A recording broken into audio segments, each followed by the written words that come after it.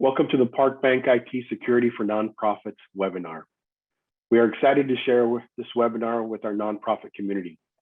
We thank you for the work you do to make our community a better place to live and work.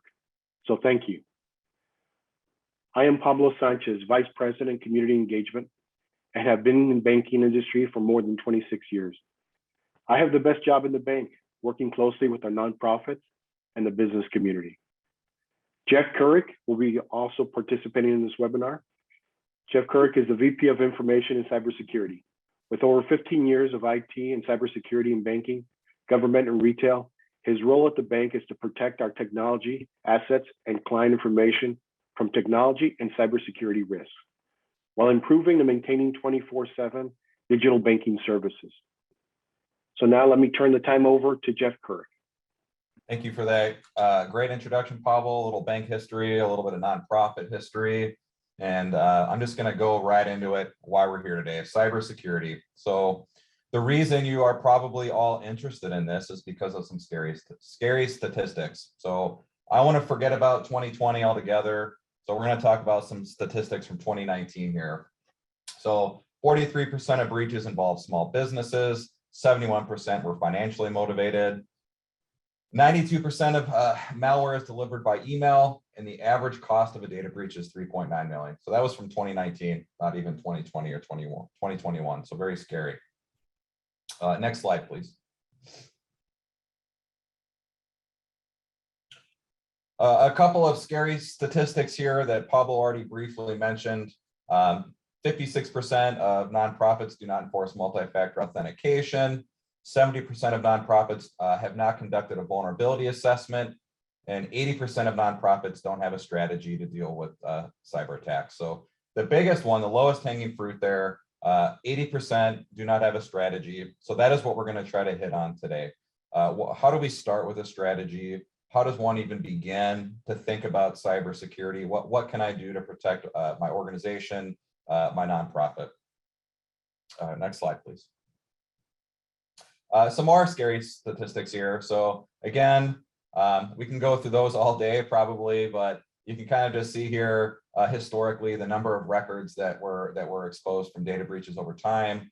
Nobody wants it to be your organization, your company, your house, if you will. So some big names up there that we are all familiar with. Next slide, please. So a strategy. And 80% of nonprofits do not have a cybersecurity strategy.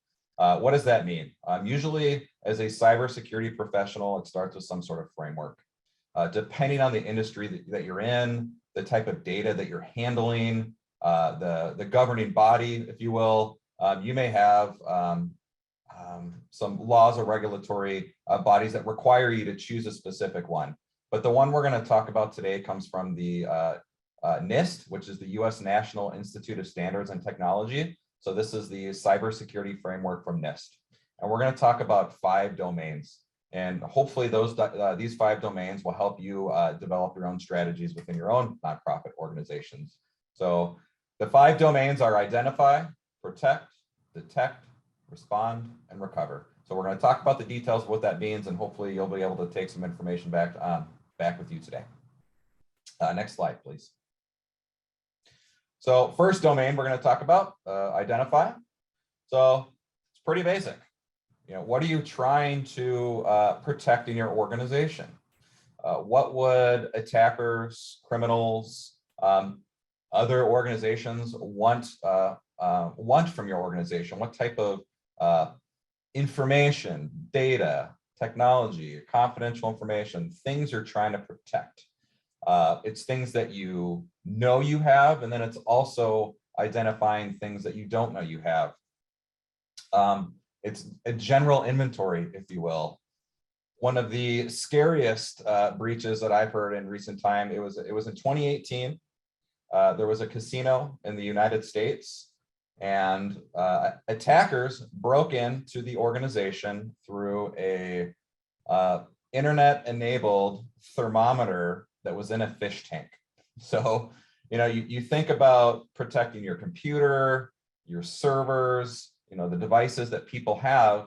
And when you're going through that inventory and you're looking at those things, it's even the low-hanging fruit. So an inventory would have included this fish tank thermometer, if you will, that ended up being a huge data breach for a casino. Next slide, please. So again, identify, creating an inventory of data, physical assets. So that could be computers, servers, mobile phones, laptops. If you have a BYOD, if you allow people to bring their own laptops in your organization to use for work, it's understanding what they can store on those machines. Do you allow them to store your confidential information on those devices? Do you know if they're encrypted? If they were lost or stolen, could you wipe them? So again, we could talk about this all day, but it's really understanding and knowing where your information and how it can be transferred to and from. Another big one on that is our vendors that we utilize. We all become dependent upon various vendors, software companies, technology companies, Office 365, cloud providers. When you're putting your information with these trusted vendors that you have, what are they then doing with it? Where is it stored? Are they keeping it in the United States? Are they utilizing your information for their own stuff? Are they selling your information? It's really reading. It may not even be technology that you're using. It could be contracts that you're reviewing to truly understand who has access to your information and how they're handling it. Next slide, please. So the first domain, identify. The second domain, protect.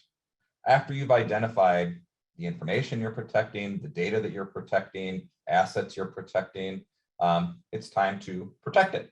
And part of that is on the employees within your organization or the end users that have access to that information. It's training everybody within the organization that it's their job to understand the risks with cybersecurity, to be good handlers of the information that they have.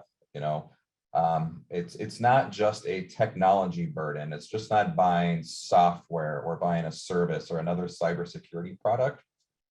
It's employees understanding the risks around it, especially understanding that as your business grows, as you're handling more information, that it's their duty to protect that information. Next slide, please.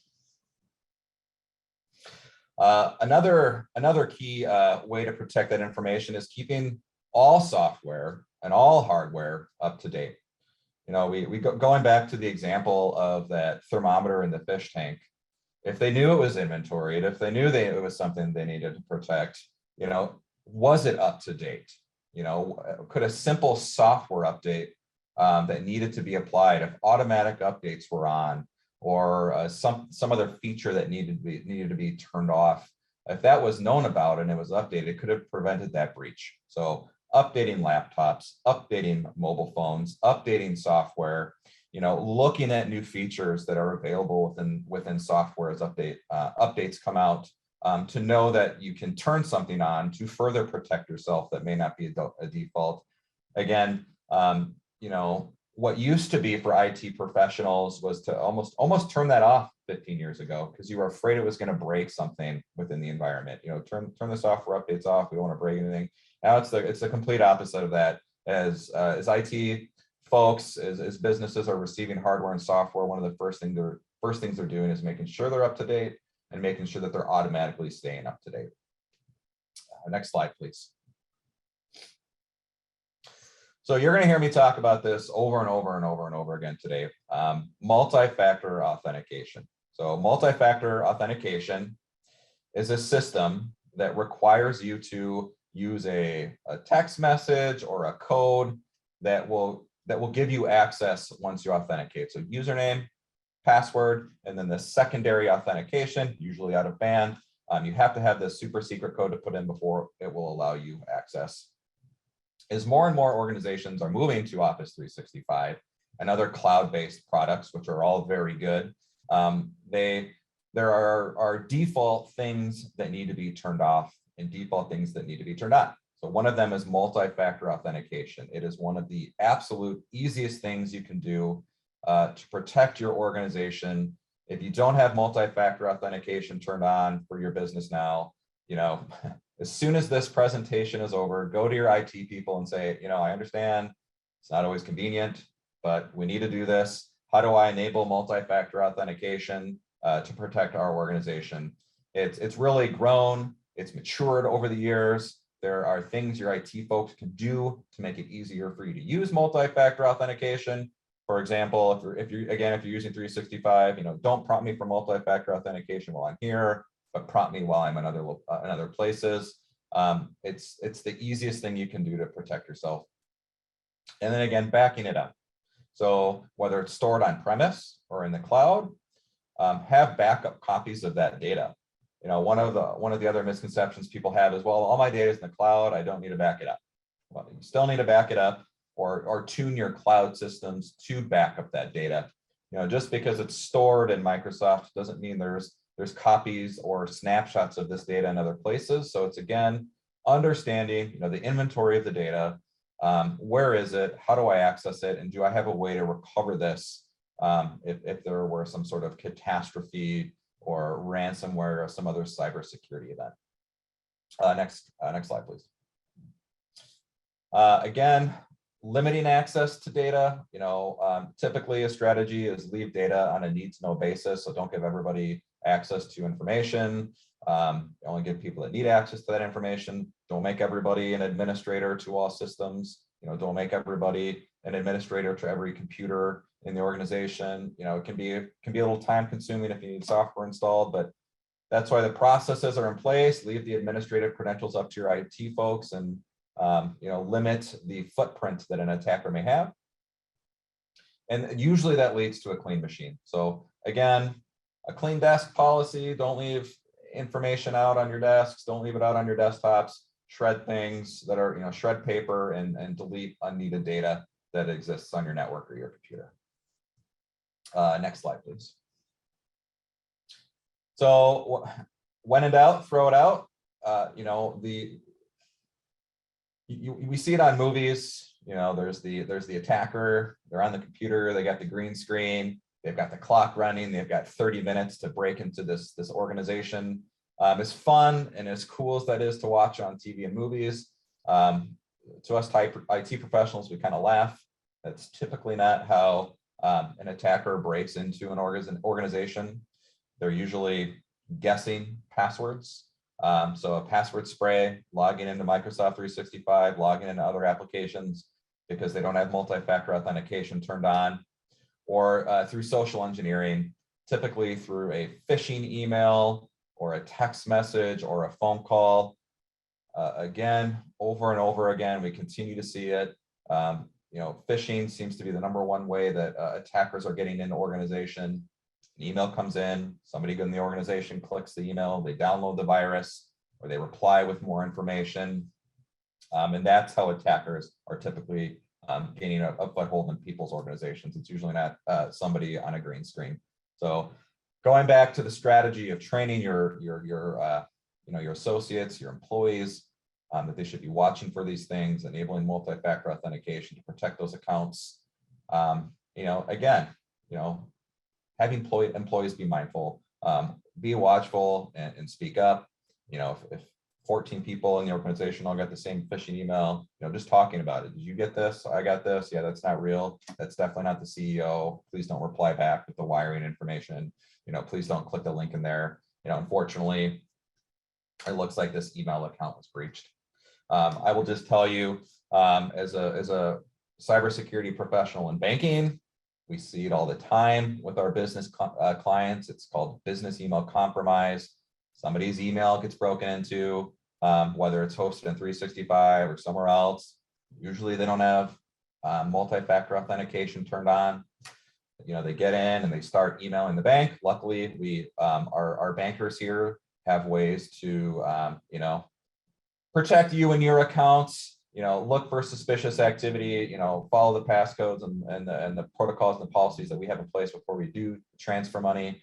But it does occur. We do see it happen. Hopefully, hopefully knock on wood, we catch it. Usually what we see too is when somebody does have their email compromised, the attacker will usually create Outlook rules.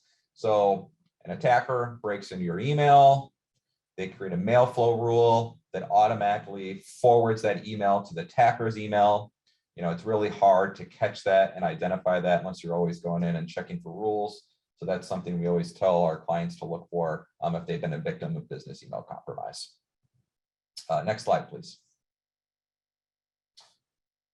So the third domain, we talked about identify, protect, and now we're going to talk about detect. So just like you have in your unique nonprofits or businesses, or even in your homes, we have fire alarms, we have notifications, we have Ring cameras, we have way too many things that notify us of problems and maybe even things that we don't want to know about. So detecting malicious activities, cybersecurity incidents that occur in your organizations, you want to jump onto it quickly. So typically, what organizations see is an attacker. When they break in, it's usually not very quick. It's usually not, somebody gets phished, they click the social engineering email, they download it, and then there's a virus 15 minutes later. That's usually not how it occurs. Usually somebody breaks into the network through social, you click the link, oh, nothing happened.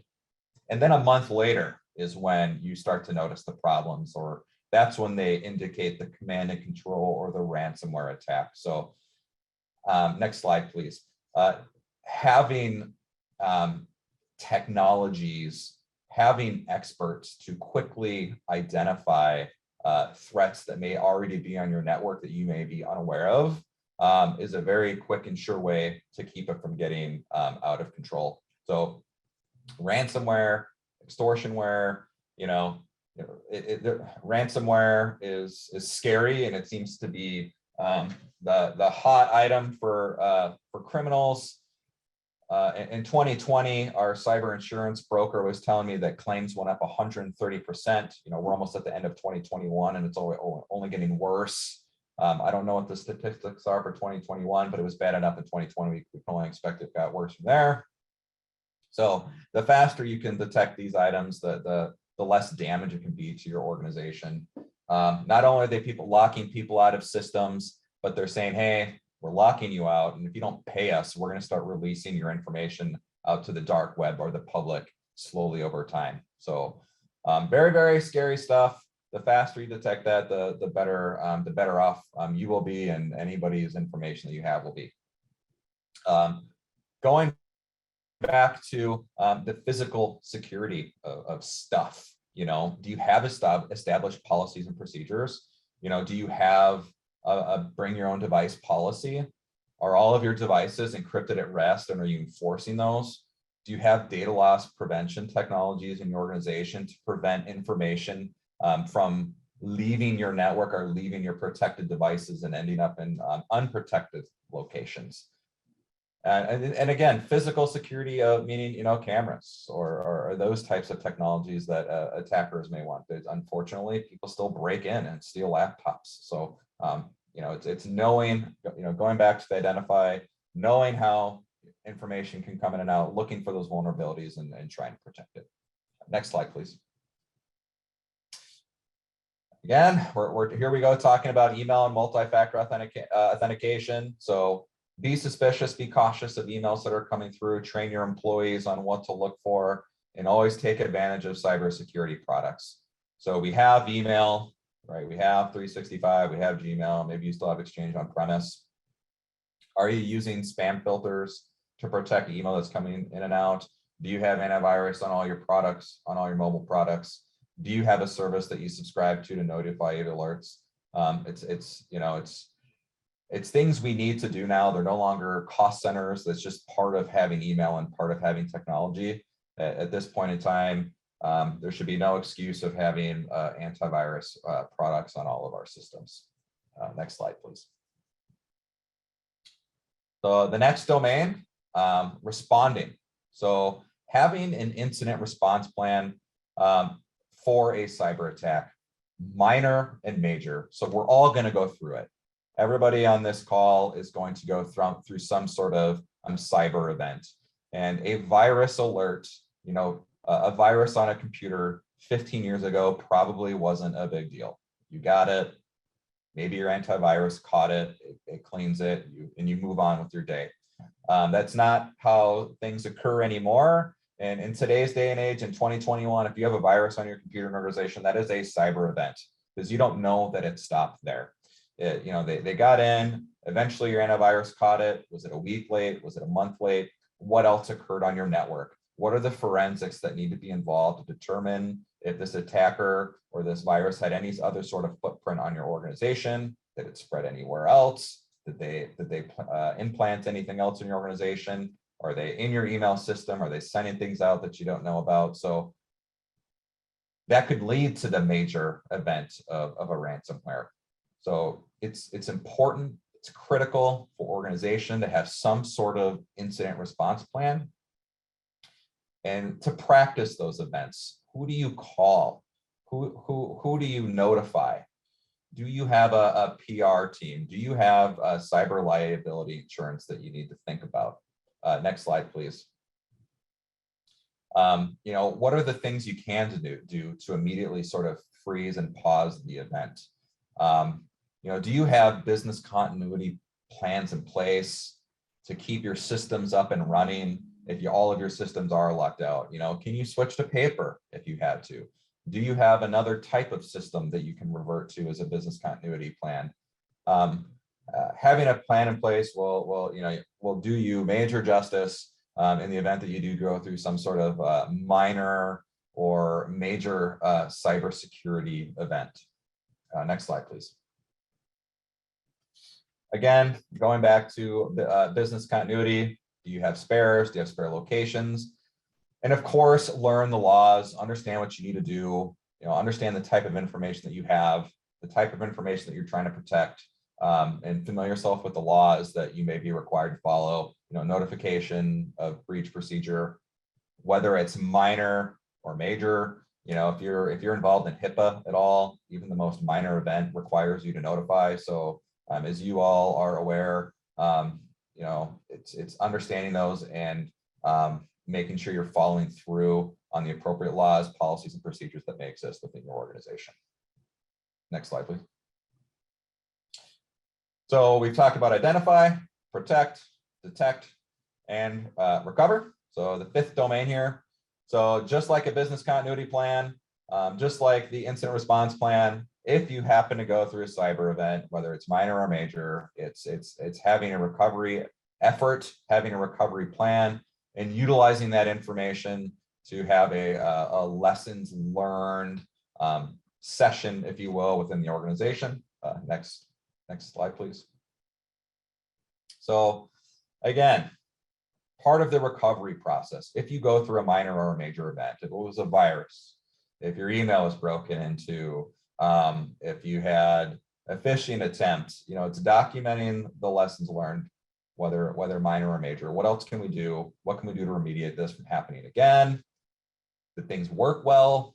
Do we need to do tabletop exercises in the future? Do we need more training? Do we have training? Are there other resources we can utilize? Do we have all the staff? Do we have all the vendors or managed service providers to get us through something like this? To get through a minor or major cyber event, if it were to happen again, do you have a PR firm that you can talk with? That's another thing you don't want to shoot yourself in the foot with. If you do have a major or a minor event, if you're going back to your incident response plan, do you have a PR firm on retainer that you can utilize? Do you have a law firm that you can engage with to help you understand, hey, we've got ransomware. What do we do? How do we handle this? Those should all be a part of your incident response plan and your recovery plan. Next slide, please. So a recap of the NIST cybersecurity framework that we talked about today. So identify, protect, detect, respond, recover. So identifying what the crown jewels are of your organization. What are you trying to protect?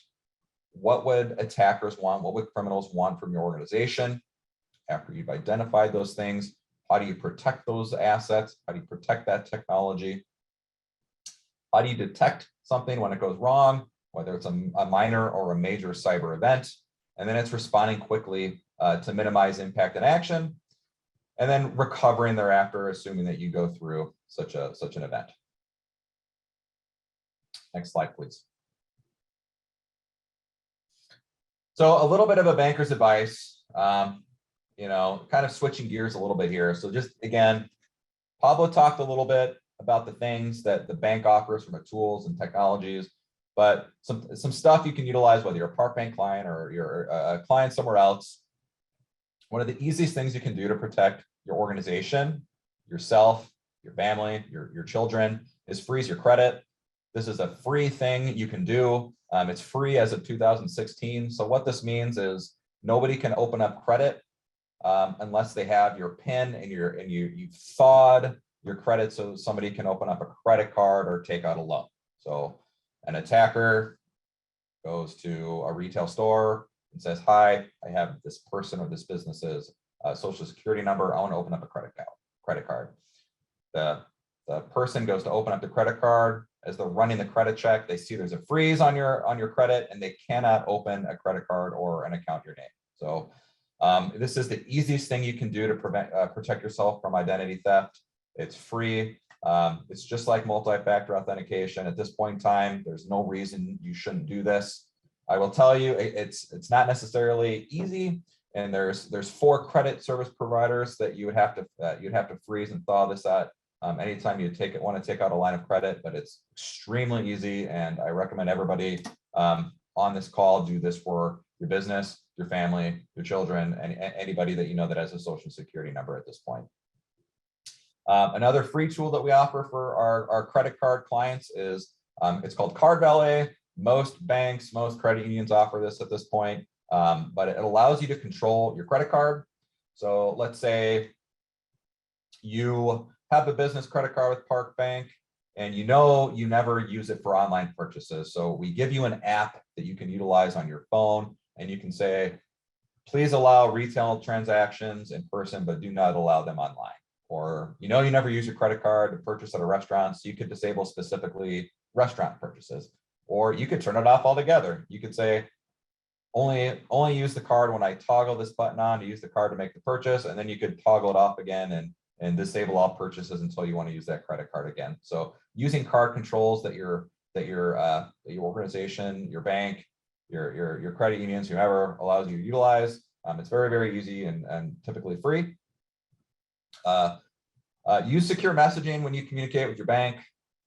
Do not send your confidential information through plain, clear email. Park Bank will typically utilize our secure messaging portal or other means of secure messaging. Sometimes the communication will start in an email and then lead to the secure portal, but you always want to make sure you're using a secure encrypted technology when you're communicating with your banker.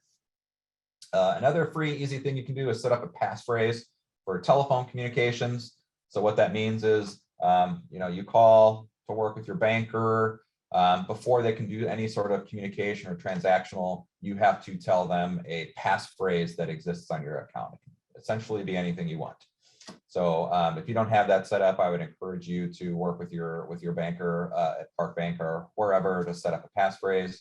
Obviously, Park Bank has some policies and procedures that we always utilize to identify our clients to make sure it's them. But there are ways that attackers get information about you, and sometimes they can provide the correct information over the phone. But one of the clear ways to do it is just putting a PIN on your account. And we've talked about this a few times already. Turn multi-factor on everything. So this is pretty much available for any account that's online at this point: banking, social media, email, absolutely everything. Your Nest thermostats, your Ring cameras, your Amazon account, absolutely everything you utilize at this point should have multi-factor authentication turned on. It's extremely easy. Usually they're not prompting you for it. Usually you have to go into your account, set it up manually. But in 2021, there is typically no excuse to not turn multi-factor authentication on for your accounts. Next slide, please. So there are free online security checkups and tools. One of the big ones is Stay Safe Online. That's a website you can go to. There's lots of free materials and training there. Microsoft has a very specific program for nonprofits. I was just reading about it in a Microsoft blog just a couple of days ago. So and it was actually, I think, in response to some of the statistics that we were talking about, where nonprofits, 80% do not have a strategy, and it was, I think, 70% or 50% that didn't have multi-factor authentication turned on or training. So they are trying to help nonprofit organizations by providing those tools for free. I would encourage you to reach out to Pablo. He can send you the link to Microsoft's website where you can read about the free cybersecurity training for IT administrators, free cybersecurity monitoring for your 365 environment for nonprofits. Again, I think it's fairly new. We can get you that, and it's good documentation that that you can leave with to help protect your organization. Next slide, please. So we briefly talked a little bit about this. So cyber liability insurance, you may have it, you may not. It's typically a separate policy. I will tell you this, again, ransomware went up 130% last year for ransomware claims, and cyber insurance went up 130% last year.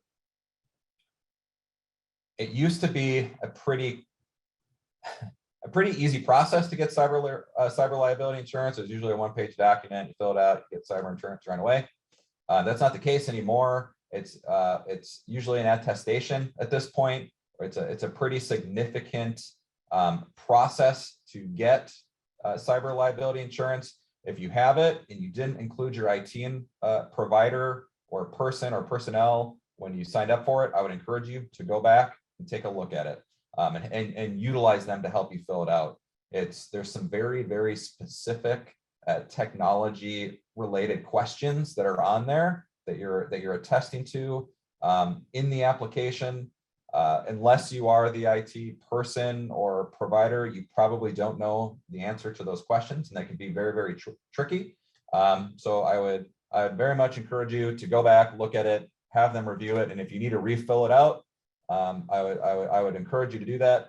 The last thing you want is to go through an event, and then because you had one little checkbox marked wrong where you thought you had it correct, though you didn't, then you have a denied claim. So again, you have cyber liability insurance, go back to the application that you have and work with your IT people to make sure that the questions are still accurate. The answers to the questions are still accurate. Next slide, please.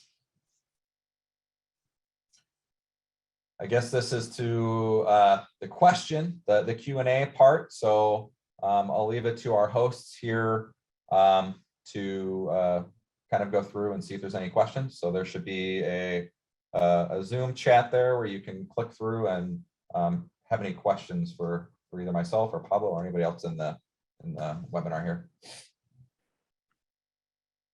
So Jeff, we do have a question here. It says, Marcia says, we use Microsoft 365 for SharePoint, Outlook, and apps.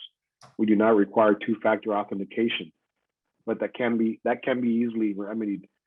We do not have a server or network. Are we okay? Great question. My professional advice, the question really is are we okay? My answer to that would be no. You're probably not okay. So it's so what attackers are doing is what they're probably doing against your network right now is just guessing usernames and passwords for all the accounts. So they have systems that are just automatically trying usernames and passwords over and over and over again to try to get into your 365 accounts. And they probably will eventually get in. Unless you turn multi-factor authentication on, they most likely will. At some point, somebody will use a password that was shared amongst other accounts. Okay, and then this other account will likely have a data breach. So let's just, you saw at the beginning of the webinar, a whole bunch of large companies, organizations that have data breaches. So usernames and passwords are stolen. If we're not changed frequently, those are usually for sale. They take your username, which is probably the same as your email, and they just guess that over and over and over again until they typically get in. So the absolute easiest way to protect your organization, the easiest thing you can do to take away from this webinar is go to your IT folks and have them turn multi-factor authentication for everybody in the organization immediately. I cannot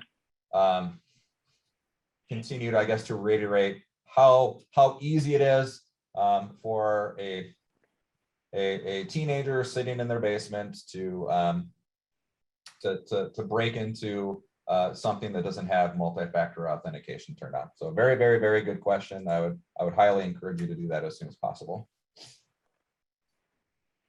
Something else I was thinking about, Jeff, is that most organizations have a website.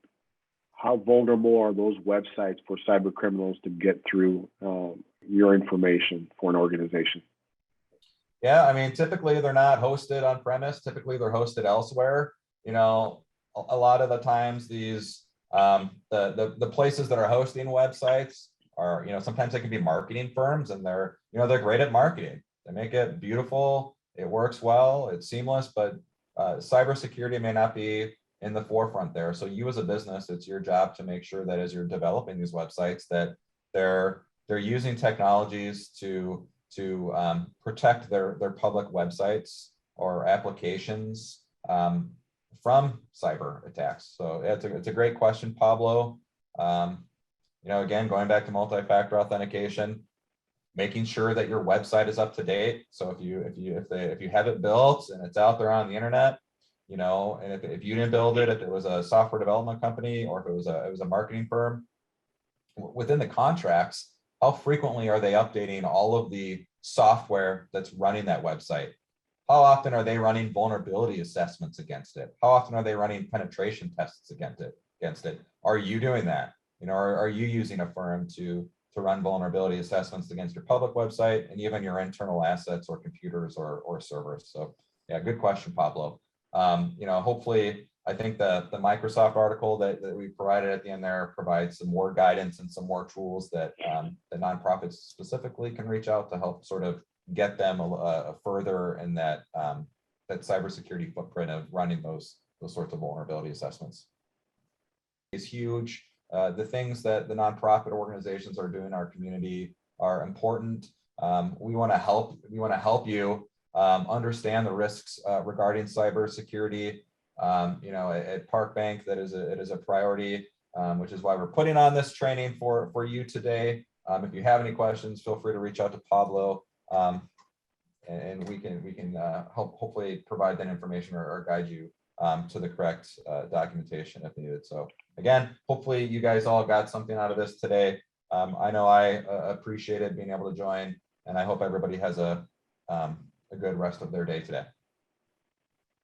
All right. Thank you, Jeff.